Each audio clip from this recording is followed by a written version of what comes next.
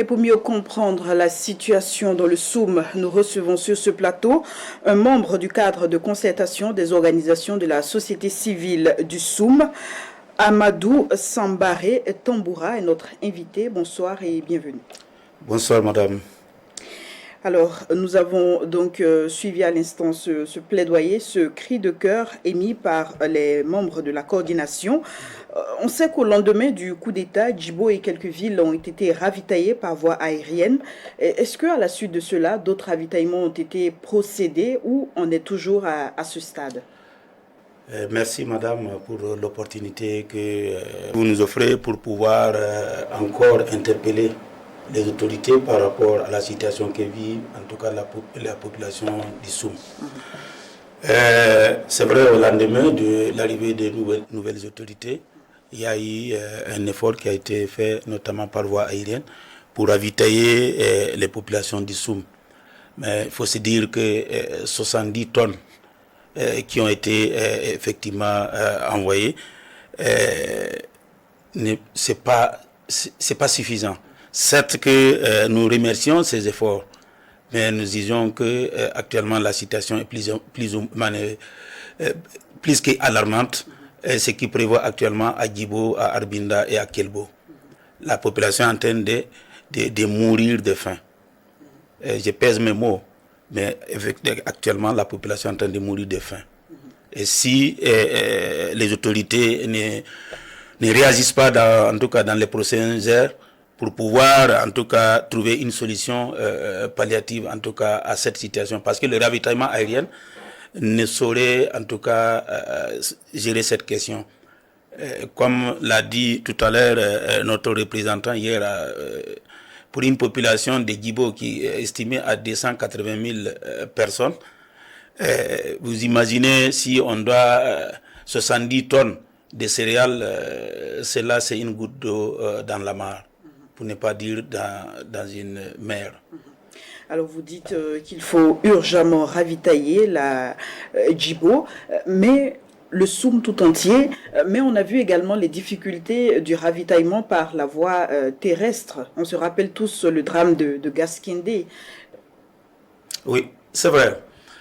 D'où en tout cas ce qui a prévalu à ce que nous, au niveau de la coalition des OSC du Soum, nous avons même échangé avec les différentes couches sociales, en tout cas de notre communauté, notamment au niveau de plusieurs localités du pays, mais également celle qui est également restée sur place à Djibo, à Arbinda, à Kelbo, à Pobe Mengao et à Didiel, pour ne citer que ces localités, et pour dire que dans l'urgence, c'est que nous avons un certain nombre de points que nous demandons aux autorités, en tout cas de prendre en compte pour pouvoir en tout cas élargir la ville de Djibo et les autres villes pour les permettre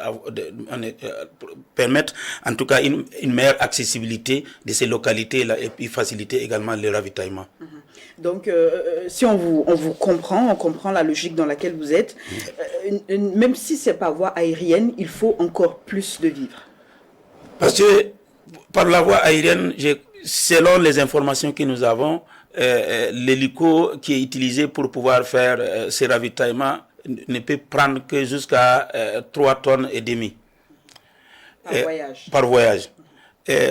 Vous conviendrez avec moi, pour une population de 280 000 personnes, si on estime, en tout cas, si on doit, pour pouvoir la ravitailler convenablement, il faut que l'avion passe en tout cas au moins pendant une semaine pour pouvoir ravitailler la ville de Djibo.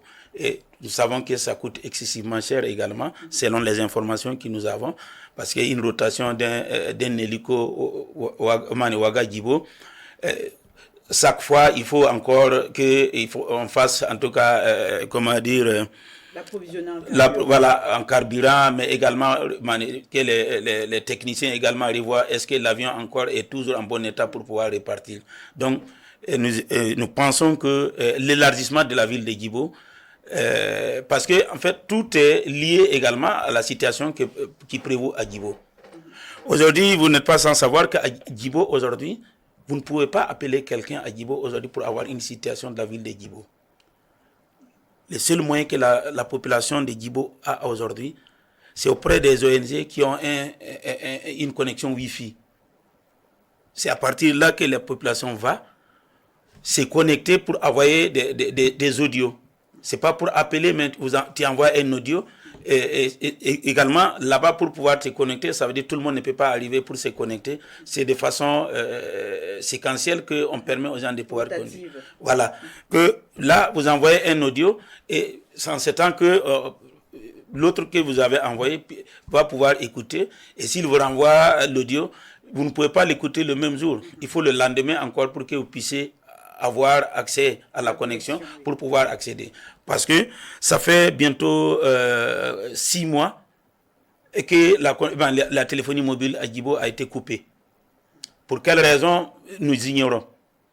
Parce que les antennes, puisque le signal est envoyé par satellite, on ne peut pas comprendre aujourd'hui qu'on puisse nous dire que le signal on ne peut pas, à des antennes qui n'ont pas été touchées à Djibo, qu'on ne puisse pas envoyer le signal. C'est une aberration qu'on tente de nous faire avaler.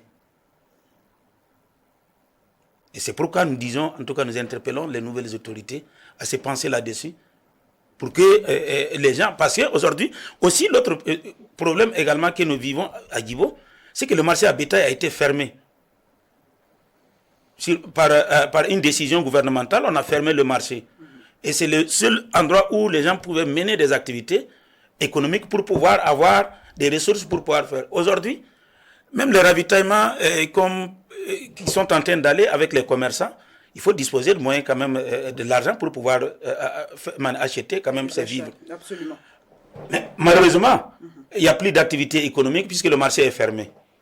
Et la téléphonie qui existe, avec laquelle on pouvait utiliser également pour pouvoir envoyer des ressources auprès des parents, pour pouvoir acheter le minimum pour vivre, ça aussi, ça a été coupé. Et vraiment, nous regrettons ce qui est en train de nous arriver. Alors, vous avez lancé ce SOS.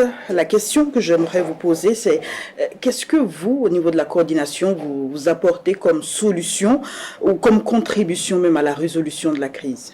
Oui, d'abord, c'est vrai, au niveau de la coordination, avec les minimums de moyens que nous avons, d'abord, dans un premier temps, nous avons, courant juin dernier, nous avons organisé un atelier sur un atelier régional, national du moins, parce que tous les fils de la province qui sont dans les différentes régions ont été conviés à cet important atelier sur la cohésion sociale entre les différentes communautés de la province du Soum, où en tout cas nous avons toutes les autorités coutumières et religieuses, et même les autorités au niveau régional, que ce soit au niveau de la police, la gendarmerie, l'armée, et même le gouverneur, les hauts commissaires y étaient à cette importante activité. Et des propositions ont été faites au cours de cette rencontre. Des propositions ont été faites lors de ces rencontres-là, mais pour le moment, elles dorment encore dans les tiroirs. Et c'est pourquoi nous avons jugé utile aussi de ressortir encore un certain nombre de ces propositions-là à la place, sur la place publique. Pour les porter à la connaissance des nouvelles autorités. Mais bien sûr, parce que aussi, entre autres, ce que nous avons également réalisé comme activité, aussi lors des différentes attaques, notamment l'attaque du 6 septembre et celui du 26 septembre, nous avons également organisé ici au niveau de Ouaga une collecte de dons de sang au niveau du Centre national de transfusion sanguine, où nous avons pu collecter 167 poches de sang. Mais également, nous avons pu également organiser une quête auprès des différentes populations que nous remercions ici, parce que ce n'est pas seulement les fils et filles du Soum qui ont contribué à cela. Vraiment, nous leur disons merci encore. Et à travers la collecte, là, nous avons pu venir en aide à certains blessés qui sont arrivés, qui n'avaient pas de parents et qui n'avaient pas les moyens pour faire face à certaines ordonnances. Mais est-ce que la coordination a apporté son appui à cette initiative qu'on appelait Sauvons Djibo ensemble? Oui, bien sûr, certains membres de la coalition y étaient. Vos membres bien sûr. faire des dons.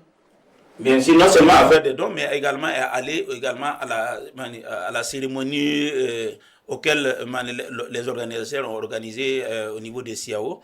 Certains membres de la coalition y étaient également et ont pris part en tout cas à cette cérémonie. Et nous profitons également de vos micros pour leur dire merci d'avoir eu cette belle initiative d'organiser en tout cas une collecte des vivres pour en tout cas les populations sinistrées.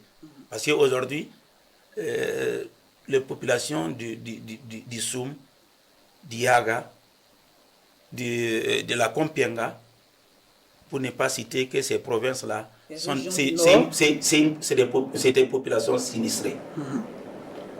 Alors, cette toute autre question, des appels à une franche collaboration avec des FDS ont longtemps été émis, répétés même. Est-ce qu'au niveau de la coordination, ça vous fait sourire? Oui. Alors, est-ce qu'au niveau de la coordination, vous sensibilisez les populations à aller dans ce sens? Merci, madame, pour cette question. C'est vrai que j'ai souri parce que ça fait très longtemps que nous cherchons quand même l'occasion pour dire un mot par rapport à ça. Parce que nous estimons que les autorités par le passé, certaines autorités, je ne dirais pas toutes les autorités, ont passé tout le temps à mentir à la population burkinabé. Parce que certaines populations de Dissoum ont été tués par les terroristes parce qu'ils ont collaboré avec les FDS, parce qu'ils ont collaboré avec les autorités des collectivités territoriales. La population a toujours collaboré. Et nous continuons également à sensibiliser les gens et à collaborer avec les FDS pour pouvoir venir au bout de cette situation. Parce que je ne pense pas que toute sécurité, toute armée, on va résoudre le problème. Et commune. Il faut en prendre, parce que d'où le discours du nouvel chef d'État m'a beaucoup touché au cœur. Lorsqu'il a parlé, non seulement il faut que nous donnons la main pour venir au bout de cette guerre qui n'est plus une guerre asymétrique, hein, mais également parler également du développement endogène. Parce que on ne peut pas se focaliser seulement sur la sécurité et oublier également le développement endogène. Depuis 6-7 ans, tous les budgets du développement rural ont été totalement anéantis au profit de la sécurité. Et j'avoue que je ne vois pas pour le moment de résultats. Mais je fonde en tout cas l'espoir avec les discours du nouveau chef de l'État que nous allons en tout cas nous espérons avoir quand même des résultats dans les jours à venir. Sinon, en tout cas, nous commençons à perdre en tout cas l'espoir. Merci à vous, Amadou Tamboura.